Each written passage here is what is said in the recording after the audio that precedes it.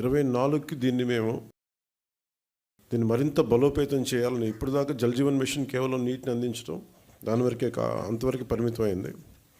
ఇది గౌరవ ప్రధానమంత్రి శ్రీ నరేంద్ర మోదీ గారి కళ. ఇది కనీసం రోజుకి ఒక 55 లీటర్ల నీళ్లు సగటున మనిషికి ఇవ్వాలి అని, అది కూడా పరిశుభ్రమైన నీరు ఇవ్వాలి అనేది అల్టిమేట్ గోల్. ఏంటంటే జల్ జీవన్ మిషన్కి సంబంధించి నిరంతరం నీటి సరఫరా ఉండాలి ప్రతి ఒక్కరికి అనేది ఆకాంక్ష, ఆశయం.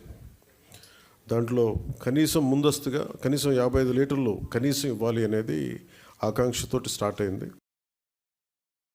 ఇప్పుడు ఈ అమృతధార ఈ వర్క్షాప్ని ఎందుకు అమృతధార అని పెట్టాము Jal Jeevan mission revamp programme కింద అనుకుంటే, ఒకటి ఉన్న నీటి వనరులని బలోపేతం చేయటం, అలాగే maintenance of existing schemes, already ఉన్న వాటర్ స్కీమ్స్ అన్నిటినీ